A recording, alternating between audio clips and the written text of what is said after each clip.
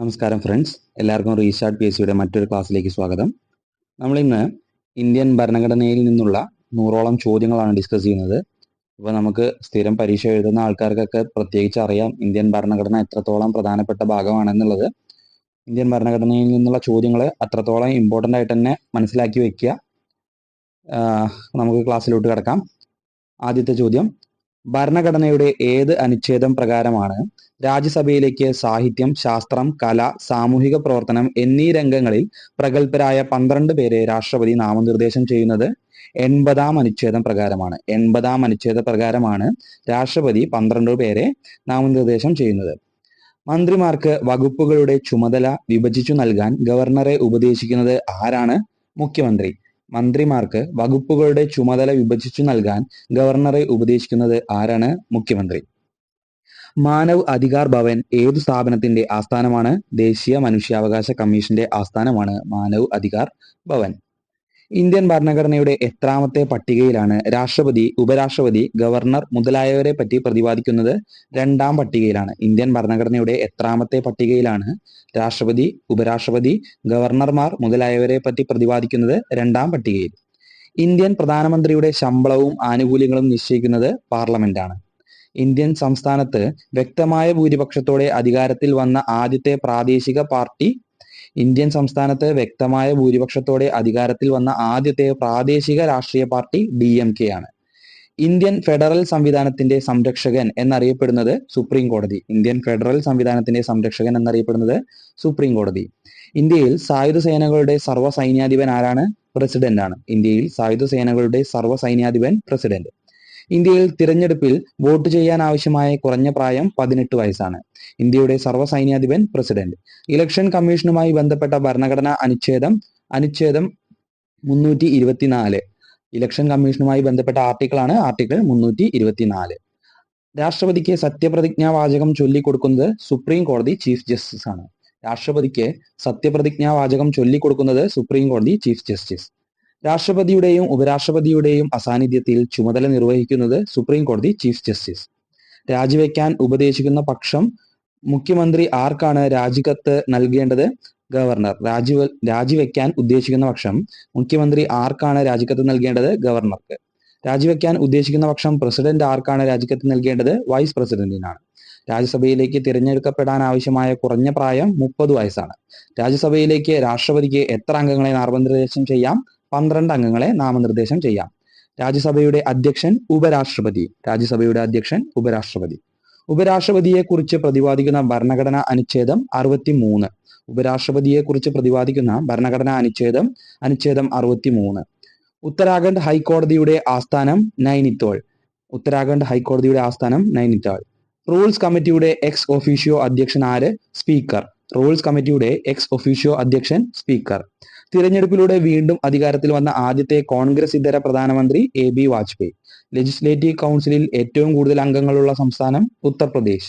Legislative കൗൺസിലിൽ ഏറ്റവും കൂടുതൽ അംഗങ്ങളുള്ള സംസ്ഥാനം ഉത്തർപ്രദേശ്. ഏറ്റവും കൂടുതൽ കാലാവധി ഉണ്ടായിരുന്ന ലോകസഭ 5-ാം ലോകസഭ. ഏറ്റവും കൂടുതൽ കാലാവധി ഉണ്ടായിരുന്ന ലോകസഭ 5-ാം ലോകസഭ. ഏത് സമുദായത്തിൽപ്പെട്ടവരെയാണ് ലെജിസ്ലേറ്റീവ് കൗൺസിലിലേക്ക് നാമനിർദ്ദേശം ചെയ്യാൻ ഗവർണർക്ക് അധികാരമുള്ളത്? Anglo Indian വംശത്തിൽപ്പെട്ടവരെയാണ്. വനം, പരിസ്ഥിതി പ്രശ്നങ്ങൾ മാത്രം കൈകാര്യം ചെയ്യാൻ ഇന്ത്യയിൽ ആദ്യമായി ഗ്രീൻ ബെഞ്ച് സ്ഥാപിച്ച ഇന്ത്യയിലെ ആദ്യ ഹൈക്കോടതി കൽക്കട്ട ഹൈക്കോടതിയാണ്. ഗ്രീൻ ബെഞ്ച് സ്ഥാപിച്ച ആദ്യ ഹൈക്കോടതി കൽക്കട്ട ഹൈക്കോടതി. ഒരു ബിൽ മണി ബില്ലാണോ എന്ന് തീരുമാനിക്കുന്നത് സ്പീക്കറാണ്. ഒരു ബിൽ മണി ബില്ലാണോ എന്ന് തീരുമാനിക്കുന്നത് സ്പീക്കർ.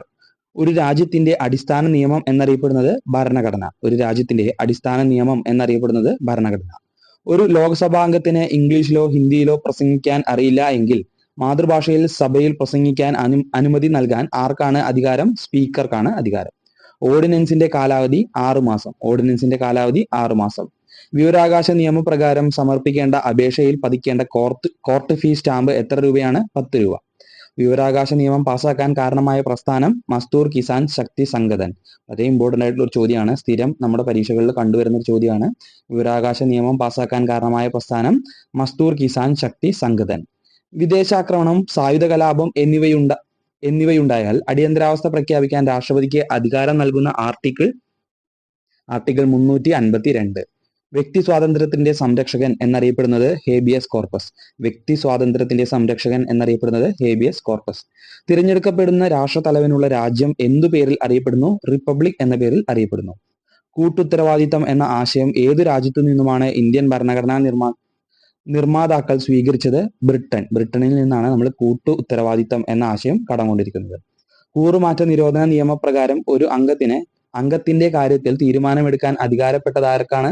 സ്പീക്കറാണ്. ക്യാബിനറ്റ് പദവി ലഭിച്ച ആദ്യ പ്രതിപക്ഷ നേതാവ് വൈ.ബി. ചവാനാണ് ക്യാബിനറ്റ് പദവി ലഭിച്ച ആദ്യ പ്രതിപക്ഷ നേതാവ്. സർക്കാരിയ കമ്മീഷൻ എന്തിനെ പറ്റിയാണ് പഠനം നടത്തിയത്? കേന്ദ്ര സംസ്ഥാന ബന്ധങ്ങളെ പറ്റി പഠനം നടത്തിയ കമ്മീഷനാണ് സർക്കാരിയ കമ്മീഷൻ. ഗവർണറുടെ അസാന്നിധ്യത്തിൽ ചുമതല നിർവഹിക്കുന്നത് ഹൈക്കോടതി ചീഫ് ജസ്റ്റിസ്. സുപ്രീം കോടതി ജഡ്ജിയുടെ വിരമിക്കൽ പ്രായം 65 വയസ്സ്. സുപ്രീം കോടതി ജഡ്ജിയുടെ വിരമിക്കൽ പ്രായം 65 വയസ്സ്. ഗുജറാത്ത് ഹൈക്കോടതിയുടെ ആസ്ഥാനം അഹമ്മദാബാദ്. സ്പീക്കറുടെയും ഡെപ്യൂട്ടി സ്പീക്കറുടെയും അഭാവത്തിൽ സഭയിൽ അധ്യക്ഷത വഹിക്കുന്നത് സ്പീക്കർ അപ്പോൾ നാമനിർദ്ദേശം ചെയ്യുന്ന 6 പേരുടെ പാനലിൽ നിന്നുമുള്ള ഒരംഗമാണ്. സംസ്ഥാനത്തെ തിരഞ്ഞെടുപ്പുകൾ നടത്തുന്നതിനും തിരഞ്ഞെടുപ്പ് സംബന്ധിച്ച മറ്റു പ്രവർത്തനങ്ങൾ മേൽനോട്ടം വഹിക്കുന്നതിനും കേന്ദ്ര തിരഞ്ഞെടുപ്പ് കമ്മീഷൻ നിയമിക്കുന്ന ഉദ്യോഗസ്ഥൻ ചീഫ് ഇലക്ടറൽ ഓഫീസർ. സംസ്ഥാന PSC ചെയർമാനെ നിയമിക്കുന്നത് ഗവർണറാണ്. സംസ്ഥാന മന്ത്രിസഭയിലെ ഒന്നാമനായി കണക്കാക്കപ്പെടുന്നത് മുഖ്യമന്ത്രി. സംസ്ഥാന മന്ത്രിസഭയിലെ ഒരു മന്ത്രി രാജിവെക്കുന്ന പക്ഷം ആ വകുപ്പ് ആരുടെ പേരിൽ വന്നു ചേരും? മുഖ്യമന്ത്രിയുടെ പേരിൽ വന്നു ചേരും.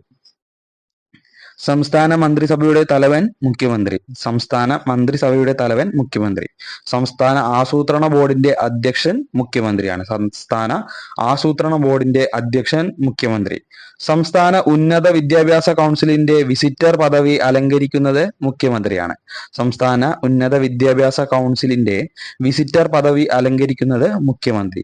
സംസ്ഥാന സർവകലാശാലകളുടെ വൈസ് ചാൻസലർമാരെ നിയമിക്കുന്നത് ആരാണ്? ഗവർണർ. ഗവർണറാണ്. സംസ്ഥാന സിവിൽ സർവീസിലെ ഏറ്റവും ഉയർന്ന ഉദ്യോഗസ്ഥൻ ചീഫ് സെക്രട്ടറി. സംസ്ഥാന തിരഞ്ഞെടുപ്പ് കമ്മീഷണറെ നിയമിക്കുന്നത് ആരാണ്? ഗവർണർ. സംസ്ഥാന ദുരിത നിവാരണ അതോറിറ്റിയുടെ ചെയർമാൻ മുഖ്യമന്ത്രി. സംസ്ഥാന നിയമസഭകളിൽ ഏറ്റവും കുറഞ്ഞ അംഗസംഖ്യ എത്രയാവാം? 60 ആണ്. സംസ്ഥാന നിയമസഭയിലെ ഏറ്റവും കുറഞ്ഞ അംഗസംഖ്യ 60. സംസ്ഥാനത്തിന്റെ നിർവഹണാധികാരം ആരിൽ നിക്ഷിപ്തമായിരിക്കുന്നു? ഗവർണറിൽ നിക്ഷിപ്തമായിരിക്കുന്നു. സംസ്ഥാനത്തിന്റെ നിർവഹണാധികാരം നിക്ഷിപ്തമായിരിക്കുന്നത് ഗവർണറിലാണ്. സംസ്ഥാനത്തിന്റെ തലവൻ ഗവർണറാണ്. സംസ്ഥാനത്തിലെ പ്രഥമ നിയമ ഉദ്യോഗസ്ഥൻ അഡ്വക്കേറ്റ് ജനറലാണ്. സംസ്ഥാനത്ത് പ്രസിഡന്റ് ഭരണം പ്രഖ്യാപിക്കുമ്പോൾ കേന്ദ്രത്തിനു വേണ്ടി സംസ്ഥാന ഭരണം നടത്തുന്നത് ഗവർണറാണ്. സംസ്ഥാനത്ത് സെൻസസ് ആരംഭിക്കുന്നത് ആരുടെ വിവരങ്ങൾ ശേഖരിച്ചു തുടങ്ങുന്നതോടെയാണ്? ഗവർണറുടെ വിവരങ്ങൾ ശേഖരിച്ചു തുടങ്ങുന്നതോടെയാണ് സെൻസസ് തുടങ്ങുന്നത്. സംസ്ഥാനത്തെ പ്രഥമ പൗരൻ എന്നറിയപ്പെടുന്നത് ഗവർണറാണ്. സംസ്ഥാനത്തെ സർവകലാശാലകളുടെ ചാൻസലർ ഗവർണറാണ്. സ്വന്തമായി ഹൈക്കോടതിയുള്ള കേന്ദ്രഭരണ പ്രദേശം ഡൽഹി. അടുത്ത ചോദ്യം, ചീഫ് ഇലക്ഷൻ കമ്മീഷണറെ നിയമിക്കുന്നത് പ്രസിഡന്റ്. സംസ്ഥാനങ്ങളുടെയും മറ്റു അടിസ്ഥാനത്തിൽ വ്യക്തികളെ തരംതിരിക്കാൻ എല്ലാവർക്കും നിയമത്തിന് മുന്നിൽ തുല്യ പരിഗണന നൽകുക എന്നതാണ് സമത്വം. സ്ഥാനമാനങ്ങളുടെയും മറ്റും അടിസ്ഥാനത്തിൽ വ്യക്തികളെ തരംതിരിക്കാതെ എല്ലാവർക്കും നിയമത്തിന് മുന്നിൽ തുല്യ പരിഗണന നൽകുക എന്നതാണ് സമത്വം എന്നതുകൊണ്ട് ഉദ്ദേശിക്കുന്നത്. ജനങ്ങളുടെ മൗലികാവകാശങ്ങളുടെ സംരക്ഷകൻ സുപ്രീം കോടതി. ജമ്മു കാശ്മീരിന് പ്രത്യേക ഭരണഘടനാ പദവി നിലവിൽ വന്നത് 1957 ജനുവരി 26 മുതലാണ്. ജില്ലാ ജഡ്ജിമാരെ നിയമിക്കുന്നത് ആരാണ്? ഗവർണറാണ്. ജുഡീഷ്യൽ റിവ്യൂ എന്ന ആശയം ഏത് രാജ്യത്തിൽ നിന്നാണ് ഇന്ത്യ സ്വീകരിച്ചത്? US-ൽ നിന്നാണ് ഇന്ത്യ സ്വീകരിച്ചത്. പൊതുധനത്തിന്റെ സംരക്ഷകൻ എന്ന് വിശേഷിപ്പിക്കപ്പെടുന്നത് ആരെയാണ്? കൺട്രോളർ ആൻഡ് ഓഡിറ്റർ ജനറലെയാണ്. പൊതുമാപ്പ് കൊടുക്കാൻ രാഷ്ട്രപതിക്ക് അധികാരം നൽകുന്നത് ആർട്ടിക്കിൾ 72. പൊതു തിരഞ്ഞെടുപ്പിൽ വോട്ട് ചെയ്യാൻ ഇന്ത്യൻ പൗരന് ആവശ്യമായ കുറഞ്ഞ പ്രായം 18 വയസ്സാണ്. ഫെഡറൽ ഭരണ സംവിധാനമുള്ള രാജ്യത്തിന്റെ ഏറ്റവും വലിയ സവിശേഷത അധികാര വിഭജനമാണ്. ഫെഡറൽ ഭരണ സംവിധാനമുള്ള രാജ്യത്തിന്റെ ഏറ്റവും വലിയ സവിശേഷത അധികാര വിഭജനം.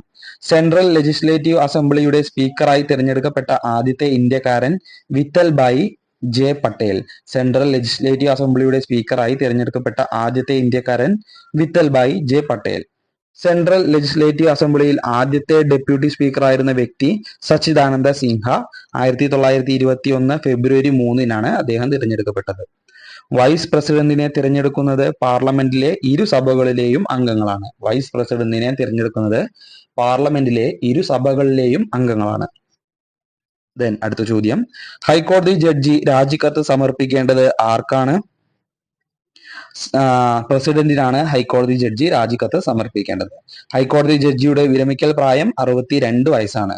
ഹൈക്കോടതി ജഡ്ജിയെ നിയമിക്കുന്നത് രാഷ്ട്രപതി. തെലുങ്കുദേശം പാർട്ടി സ്ഥാപിച്ചത് NT രാമറാവു ആണ്. ചിഹ്നം സൈക്കിൾ ആണ്. തെലുങ്കുദേശം പാർട്ടിയുടെ ചിഹ്നം സൈക്കിള്. NT രാമറാവു ആണ് പാർട്ടി സ്ഥാപിച്ചത്. ക്ഷേമരാഷ്ട്ര സങ്കല്പത്തെ പറ്റി ഇന്ത്യൻ ഭരണഘടനയിൽ എവിടെയാണ് പ്രതിപാദിച്ചിരിക്കുന്നത്? നിർദ്ദേശക തത്വങ്ങളിലാണ് ക്ഷേമരാഷ്ട്ര സങ്കല്പങ്ങളെ പറ്റി ഇന്ത്യൻ ഭരണഘടനയിൽ പ്രതിപാദിച്ചിരിക്കുന്നത്. ലോകത്തിലെ ഏറ്റവും ബൃഹത്തായ ഭരണഘടനയുള്ള രാജ്യം ഇന്ത്യയാണ്. ലോകത്തിലെ ഏറ്റവും വലിയ എഴുതപ്പെട്ട ഭരണഘടനയുള്ള രാജ്യമാണ് ഇന്ത്യ. ലോകസഭ ആരംഭിച്ചാൽ ആദ്യത്തെ സെക്ഷൻ ക്വസ്റ്റ്യൻ അവർ ആണ്. ക്വസ്റ്റ്യൻ അവർ ആണ് ലോകസഭ ആരംഭിച്ചാലുള്ള ആദ്യത്തെ സെക്ഷൻ. ലോകസഭ ആദ്യമായി സമ്മേളിച്ചത് 1952 മെയ് 13-നാണ്. ലോകസഭയിൽ അവിശ്വാസ പ്രമേയം അവതരിപ്പിക്കാൻ എത്ര അംഗങ്ങളുടെ പിന്തുണ വേണം? 50 അംഗങ്ങളുടെ പിന്തുണയെങ്കിലും വേണം. ലോകസഭയിൽ തിരഞ്ഞെടുക്കപ്പെട്ട അംഗങ്ങൾ 543.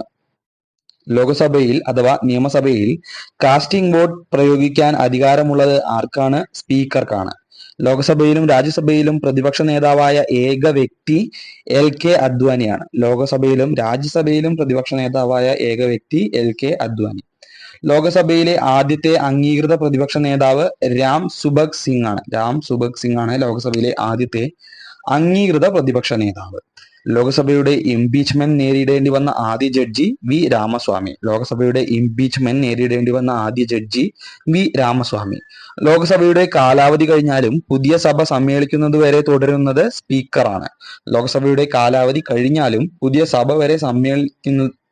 സഭ സമ്മേളിക്കുന്നതുവരെ തുടരുവാൻ അധികാരമുള്ളത് സ്പീക്കർക്കാണ്.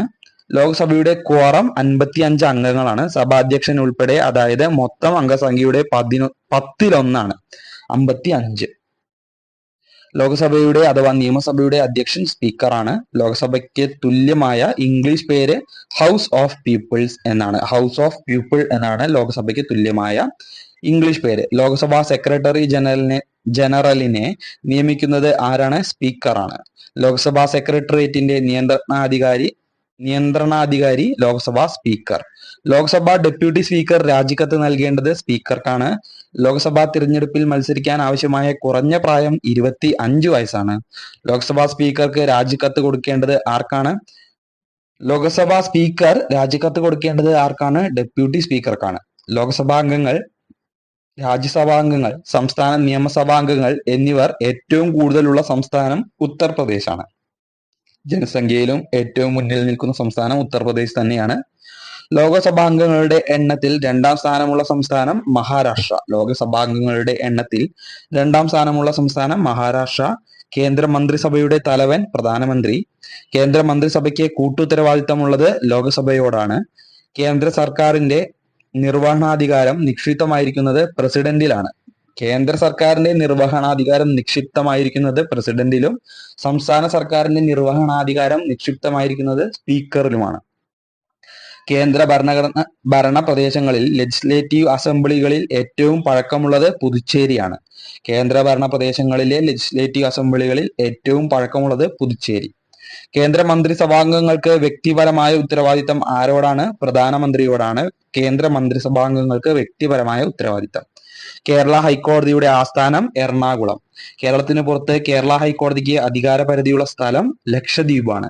കേരളത്തിലെ രാജ്യസഭാ സീറ്റുകൾ 9. കേരളത്തിലെ രാജ്യസഭാ സീറ്റുകൾ 9 ദെൻ കോർപ്പറേഷനിൽ പ്രഥമ സ്ഥാനം വഹിക്കുന്ന വ്യക്തി മേയറാണ്. ഗോവധ നിരോധനം എന്നത് ഭരണഘടനയുടെ ഏത് ഭാഗത്ത് ചേർത്തിരിക്കുന്നത്? നിർദ്ദേശക തത്വങ്ങളിലുള്ള ഒരു പോർഷനാണ്, ഒരു അനുച്ഛേദമാണ് ഗോവധ നിരോധനം എന്നത്. ഹേബിയസ് കോർപ്പസ് എന്നാൽ അർത്ഥം ശരീരം ഹാജരാക്കുക. നമ്മളുടെ ഭരണഘടനയിൽ പ്രതിപാദിച്ചിരിക്കുന്ന റിട്ടുകളിൽ ഒരു റിട്ടാണ് ഹേബിയസ് കോർപ്പസ്. അതിന്റെ അർത്ഥം ശരീരം ഹാജരാക്കുക എന്നാണ്. ടേബിൾ ഓഫ് പ്രസിഡൻസ് പ്രകാരം സംസ്ഥാനത്ത് ഏറ്റവും ഉയർന്ന പദവിയുള്ളത് ഗവർണർക്കാണ്. ദേശീയ അടിയന്തരാവസ്ഥ പ്രഖ്യാപിക്കുന്നത് ഭരണഘടനാ വകുപ്പ് 352. ദേശീയ അടിയന്തരാവസ്ഥ പ്രഖ്യാപിക്കുന്ന ഭരണഘടനാ വകുപ്പ് 352. ദേശീയ സുരക്ഷാ സമിതിയുടെ അധ്യക്ഷൻ പ്രധാനമന്ത്രി.